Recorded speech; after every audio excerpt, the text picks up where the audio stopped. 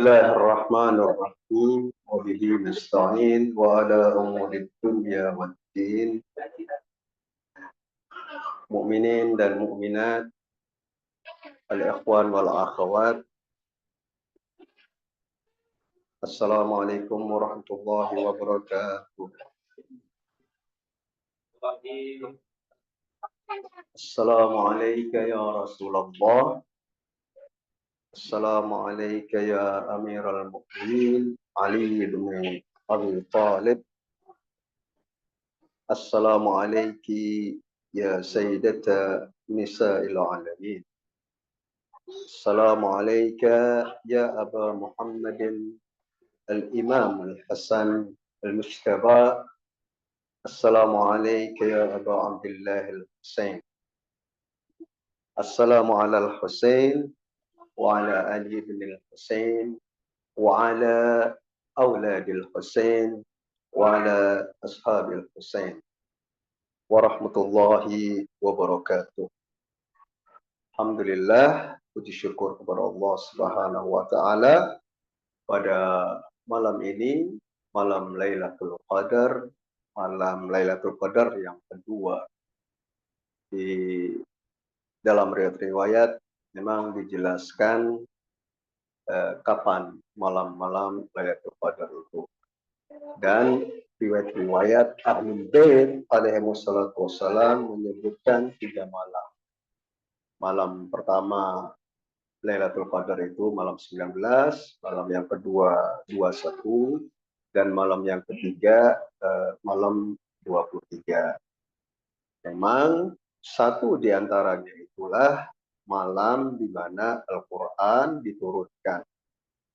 Sebagaimana firman Allah Subhanahu wa taala, A'udzubillahi minasyaitonir rajim. Bismillahirrahmanirrahim. Inna anzalnahu fi lailatul qadr. Bahwasanya kami Allah Subhanahu wa taala telah menurunkan Al-Quran di malam Lailatul Qadar. Lailatul Qadari khairun min alfi syahr. Malam Al-Qadar itu lebih baik dari 1000 bulan. Ialah malam di mana tanazzalul malaikatu. Para malaikat turun berbondong-bondong. Tanazzalul malaikatu. Warruh, dan roh yang dimaksud kita perlu merujuk kepada Al-Quran. Apa yang dimaksud dengan roh di situ? Biha bi'idni rabbihim min kulli am. Ya, dengan izin Allah Subhanahu wa taala. Nah, kemudian jadi malam ini malam Lailatul Qadar, ya kita berharap memang malam Lailatul Qadar dan kita mendapatkan taufik dari Allah Subhanahu wa taala, insyaallah mendapat persetujuan, mendapat kesempatan bahwasanya kita sampai di sini, di majelis ini, diberi kesempatan oleh Allah Subhanahu wa taala membaca doa Jaushan Kabir. Al-Jaushan Al-Kabir. Alhamdulillah. Dan di dalam riwayat di situ dari Imam Baqir alaihissalam di kitab Al-Bihar, Biharul Anwar, juz 95. Biharul Anwar itu kitab yang sampai 100 sekian jilid, memuat hadis-hadis Ahlul Bait alaihi wassalatu wassalam. Di dalam hadis ini Imam Baqir alaihissalam bersabda, "Man ahya lailatal qadri ghufirat lahu dzunubuhu." Siapa yang menghidupkan Lailatul Qadar, maka diampuni dosa-dosanya. Insya Allah kita tidak luput dari dosa, dari bangun tidur sampai ketemu tidur lagi. Kita pasti ada catatan dosa, kesalahan pada diri kita, kesalahan kepada yang lain, kepada istri kita, kepada anak kita. Ya Pak Syuhada, Salah sama istri dosa, salah sama anak juga dosa. Dan sebaliknya, kita manusia biasa nggak luput dari dosa. Ya, dosa kepada Allah. Sampai yang dimaksud dengan ihsan itu, berbuat baik itu, berbuat baik kepada diri sendiri dan berbuat baik kepada orang lain, ya. Berbuat baik kepada diri sendiri itu apa? Ya taat kepada Allah Subhanahu wa taala. Dan lawan katanya adalah menganiaya diri kita sendiri. Zalim. Nah, berbuat baik kepada orang lain yang memberikan hak-haknya. Suami memberikan hak kepada istri. Istri pun memberikan hak suami ya kepada suaminya. Anak-anak juga mempunyai hak yang harus diberikan hak-haknya. Nah, apabila tidak berbuat ihsan, kebajikan, itu artinya eh, me, melanggar hak-hak orang lain yang harus dipenuhi tetapi tidak dipenuhi. Nah, kita punya dosa alhasil. Tetapi malam ini dengan menghidupkan Lailatul Qadar ini, Allah pastikan diampuni dosa-dosa kita. Walau kanat dunubuhu adada nujumis sama. Walaupun dosa-dosa kita ini sejumlah bintang-bintang di langit. Bintang-bintang di langit berapa jumlahnya? Enggak terhitung. Ya. Yeah. Berapa jumlahnya kira-kira Pak Syuhada? Ya. Helai rambut kita aja kita nggak tahu berapa. Nah ini bintang ke bintang, ya, bintang yang jauh yang dekat nggak terhitung. Wa masakil jibali wa makail bihar. Jadi sebesar atau seberat gunung jibal. Pakai kata jamak ini, bukan satu gunung, tapi semua gunung berarti jamak yang ada di bumi ini. Masakil, ya, artinya seberat semua gunung di muka bumi dan sebanyak samudra di muka bumi ini. Air ketika semua air yang ada di muka bumi ini atau di lautan ini itu sekiranya dosa-dosa kita, maka dengan menghidupkan malam Lailatul Qadar itu diampuni dosa-dosa kita, insyaallah taala. Amin ya rabbal alamin. Karena itu kita dianjurkan juga, bahkan lebih kita utamakan kedua orang tua kita. Kita niatkan pahalanya kepada kedua orang tua kita, kepada ayah ibu kita sebagai bakti kita, ya, kepada keduanya. Kita banyak salah kepada kedua orang tua kita. Itu poin pertama. Poin yang kedua ialah Al-Quran. Bahwasanya malam Lailatul Qadar itu menjadi lebih baik dari 1000 bulan, ya karena Al-Quran diturunkan. Berkat Al-Quran, Allah turunkan Al-Quran itu sehingga waktu atau satu malam yang Allah pilih menjadi waktunya turun Al-Quran itu menjadi mulia malam ini. Nah, Al-Quran ini saya mengutip ucapan Sayyidul Qaid, ya. Beliau menyampaikannya ini sudah pada tahun 2019. Berarti sekarang 2025, 6 tahun yang lalu. Beliau mengatakan demikian, A'izzai, wahai saudara-saudaraku yang tercinta, nahnu bihajatin lil Quran. Kita semua sangat membutuhkan Al-Quran. Al-Quran pada masa kini, sekarang ini kita butuhkan. Jangan jauh-jauh dari Al-Quran, ya. Poin pentingnya dua sesuatu yang ditinggalkan oleh umat ini. Yang pertama, kebanyakan umat ini meninggalkan as-saqalain yang Rasulullah tinggalkan, kitabullah wa itrati. Aku titipkan kepada kalian, kata Rasulullah Shallallahu Alaihi Wasallam, dua hal yang paling berharga. Pusaka Rasulullah yang paling berharga ialah Al-Quran. Tetapi Al-Quran itu bahkan ya di zaman Rasulullah, di zaman tabi'in, tapi terutama setelah Rasulullah Shallallahu Alaihi Wasallam mahjuro, ditinggalkan. Al-Quran sudah nggak dipakai oleh banyak orang. Dan apalagi sekarang, ya, Al-Quran hanya untuk dibaca.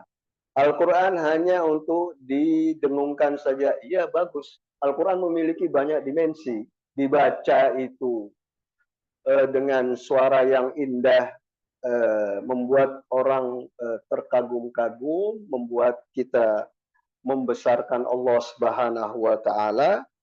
Tetapi juga Al-Quran sampai sekarang juga makna-maknanya belum sampai kepada dasar-dasarnya. Dan yang jelas Al-Quran itu memerlukan penjelasan. Yang bisa menjelaskan, mampu menjelaskan Al-Quran itu ya si pembawanya, yaitu Rasulullah Shallallahu Alaihi Wasallam. Dan setelah beliau ya penerusnya, yaitu Imam Ali bin Abi Thalib. Ana madinatul ilmi wa aliyun babuha. Aku kota ilmu, kata Rasulullah, dan Ali adalah pintunya. Nah, kenapa kita harus selalu berpegang kepada Al-Quran?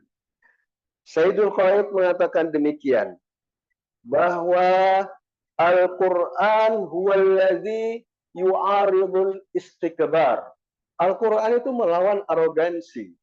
Siapapun yang berlaku arogan, yang berlaku sewenang-wenang kepada siapapun, pelakunya itu pasti melawan Al-Quran. Karena Al-Quran anti arogansi. Al-Quran anti arogansi.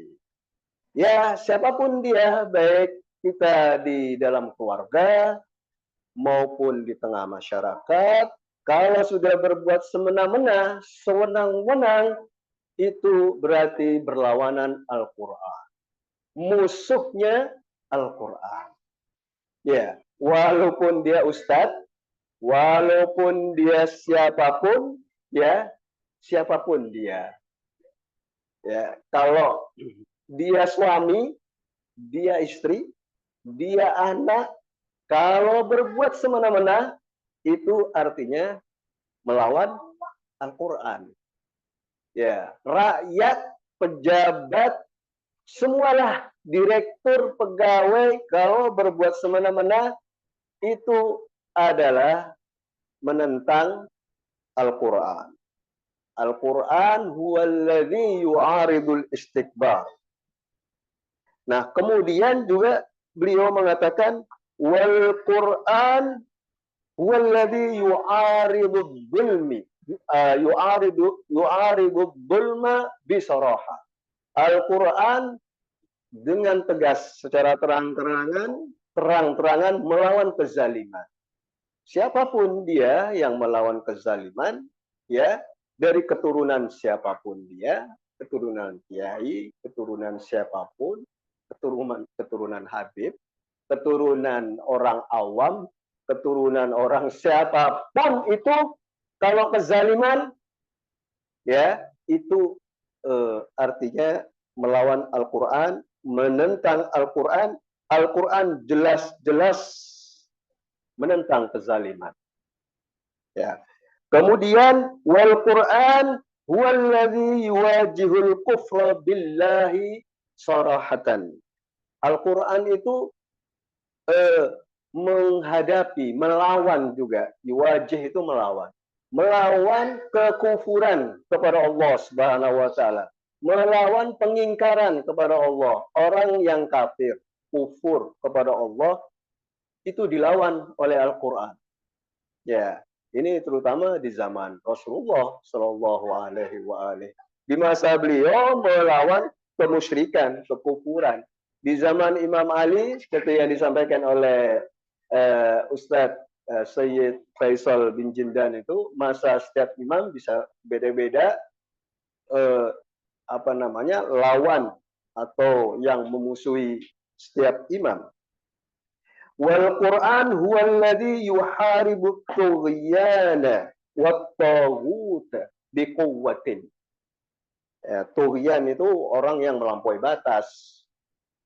Kemudian taghut ya biasanya penguasa taghut ini. Penguasa yang lalim itu diperangi oleh Al-Quran. Jadi Al-Quran pertama menentang arogansi. Arogansi dimanapun, di tempat yang terbatas maupun di dunia yang lebih luas, yang sekarang ini dikatakan sistem arogansi itu yang terbesar Amerika, disebut sebagai setan besar, ya, Amerika, Israel. Nah, itu pasti musuhnya Al-Quran. Sudah pasti, dipastikan musuh Al-Quran. Dan orang yang bersama musuhnya Al-Quran, ya, musuhnya Al-Quran juga. Ya, ISIS, kemudian Takfiri yang di Suriah, ya, yang memusuhi Palestina, memusuhi Yaman, ya, itu karena apa? Karena mereka musuhnya kezaliman, ya, karena musuhnya Al-Quran, ya, musuhnya Al-Quran, ya, berarti mereka musuhnya Al-Quran itu yang bersama Al-Quran, ya nggak? Nah, ini bisa kita menjadikan pelajaran dari penjelasan Imam Ali Khamenei, bahwasannya hendaklah kita menetapkan atau mengetahui posisi kita di mana, sikap kita, posisi kita di mana. Apakah kita mendukung Al-Quran, bersama Al-Quran, ataukah kita menentang Al-Quran? Nah, itu poin kedua. Poin ketiga ialah bahwa pada malam ini ya kita berduka cita atas syahidnya Imam Ali bin Abi Thalib alaihissalam. Saya hanya ingin menyampaikan wasiat beliau kepada keluarganya, khususnya kepada putranya Imam Hasan alaihissalam di saat-saat terakhir beliau menghembuskan nafas terakhirnya, di saat-saat beliau menjemput syahadah, kesyahidan. Ini kalau suara tadi itu saya trauma dulu di Pondok Al-Hadi, ada lemparan genteng, lemparan kaca, itu dari Takfiri, ya, dari Wahabi yang meneror pondok Syiah, ya, yang di sana. Saya dulu santri di sana. Tiap malam itu, hampir tiap malam. Ya, kayak rudal, ya. Ya, rudal mini. Ya. Nah, Imam Ali bin Abi Thalib alaihissalam, beliau kalau tidak syahid, kalau tidak terbunuh, beliau tidak akan mati. Nah ini, bahkan bisa jadi 1000 tahun Imam Ali masih hidup. Seperti Nabi Nuh, sampai 900 tahun, sekian, ya, lebih beliau tidak mati, ya. Nah, Imam Ali mengatakan demikian. An Amiril Mukminin Ali bin Abi Thalib alaihissalam, wala amut, aku tidak akan mati hatta yukhaddabu hadhihi min hadhihi dam. Maksudnya sampai janggut ini, Imam Ali memegang janggutnya. lalu memegang ubun-ubunnya ini bersimbah darah sampai berwarna merah seperti dicelup dengan celupan warna merah, dan itu maksudnya adalah darah. Nah, di saat itu ya, malam 21 itu hari syahidnya Imam Ali bin Abi Thalib alaihissalam, yang ini juga disampaikan oleh Imam Khomeini. Saya membacanya di sini, kata-kata terakhir Imam Ali bin Abi Thalib alaihissalam. Beliau kumpulkan semua keluarganya, Imam Hasan, Imam Hussein, Sayyidah Zainab, ada pesan-pesan terakhir. Ya, di antaranya ialah beliau mengatakan gini, mudah-mudahan kita ya meninggalnya, wafatnya kita bersyahadat ya. Insyaallah, amin ya rabbal alamin. Imam Ali alaihissalam itu mengatakan gini, bersyahadat dulu Imam Ali. Asyhadu an la ilaha illallah wahdahu la syarika lahu wa anna dan sesungguhnya Muhammadan ibna ammi Rasulullah, dan Muhammad bin Abdullah itu adalah utusan Allah. Setelah syahadat itu, Imam Ali bin Abi Thalib berkata kepada Imam Hasan, wahai Imam Hasan, alaikum bil wara'i wat taqwa was sabri amamal mihan wasyada'id. Wahai putraku Imam Hasan, hendaklah kamu bertakwa kepada Allah Subhanahu wa taala. Ya, ini wasiat ini bukan hanya untuk Imam Hasan saja, dan bukan hanya Imam Ali yang harus, maksudnya cuma beliau saja yang menyampaikan, tidak. Ya, kita juga ya, terutama bapak-bapak ini, saya sendiri yang sudah umur setengah abad ini, Pak Haji, Syuhada, Ahmad, Mas Margo, Mas Undang, ya, sama Mas apa? Lupa. Wah, ya. Itu juga kalau punya keluarga, wasiatkan anak-anak, takutlah kepada Allah, bertakwa kepada Allah. Jangan nakal-nakal. Ya, bertakwalah kepada Allah Subhanahu wa taala, artinya sholatlah, lakukan perintahnya Allah, ya, jangan berbuat maksiat. Itu artinya takwa. Satu. Kedua, wassabar, sabar. Ya, wassabr amamal mihani wasyada'id. Sabar menghadapi mihan, cobaan, bencana, cobaan, penderitaan, kesulitan yang kita hadapi.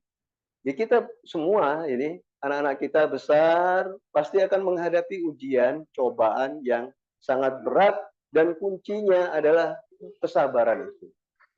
Ya. Kemudian la tata'allaqu bid dunya. Jangan bergantung pada dunia. Jangan bergantung pada dunia.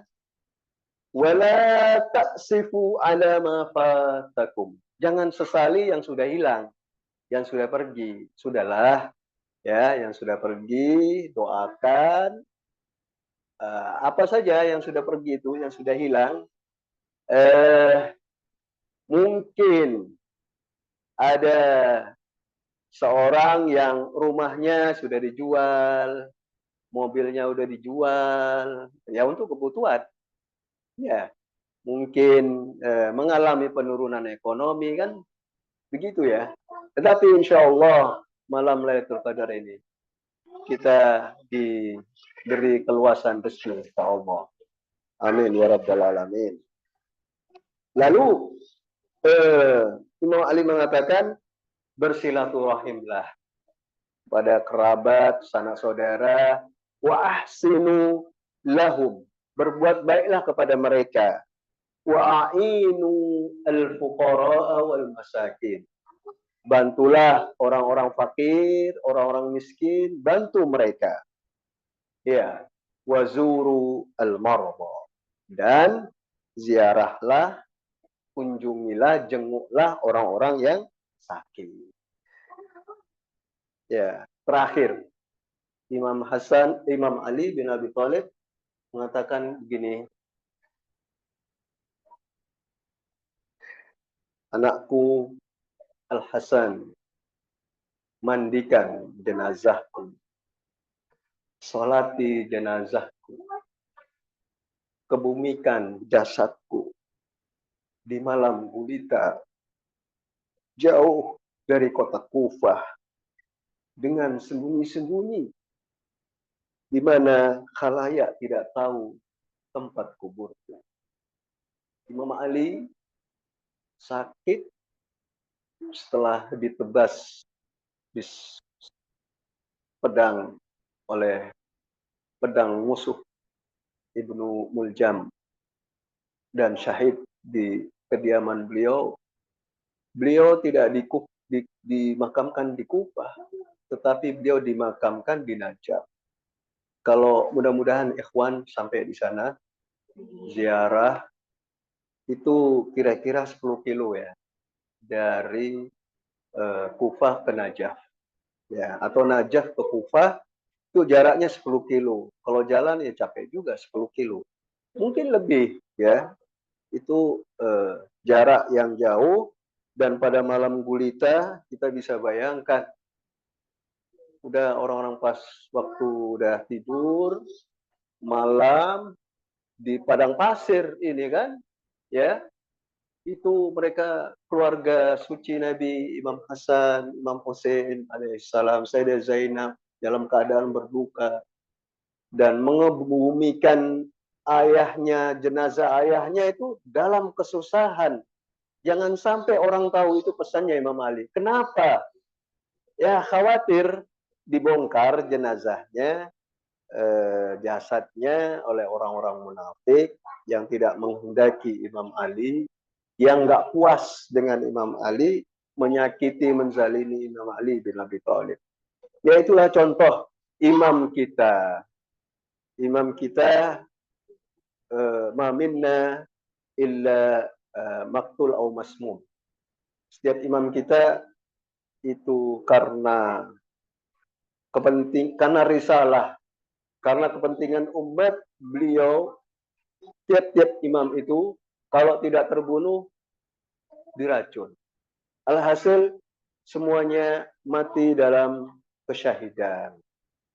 Ya, kita ingin meneladani Imam Ali bin Abi Thalib alaihissalam.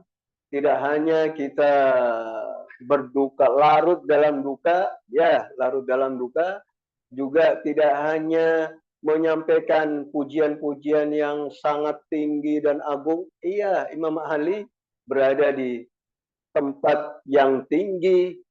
Tidak ada orang yang bisa memuji Imam Ali dengan pujian yang pantas, yang layak, ya.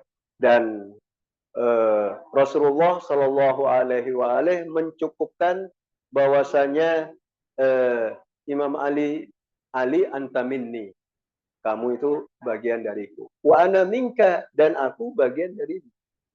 Satu dengan yang lain tidak terpisah antara Rasulullah Shallallahu Alaihi Wasallam dan Amirul Mukminin Ali bin Abi Thalib alaihissalam. Ya tetapi kita insya Allah berikan taufik untuk melaksanakan wasiat-wasiat beliau yang tadi sebagian saya bacakan tadi alaihissalam. Mari kita baca bersama-sama doa Al-Fatihah. Bismillahirrahmanirrahim.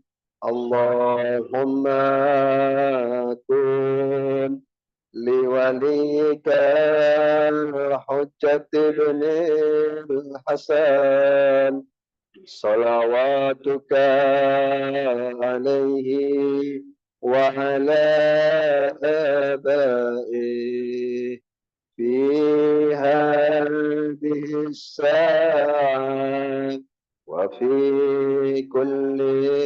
ساعة وليا وحافظا وقلبا وناصرا ودليلا وعينا حتى تسكنه أرضك طوعا وتمتعه فيها طويلا برحمتك يا أرحم الراحمين. اللهم صل على محمد وآل محمد.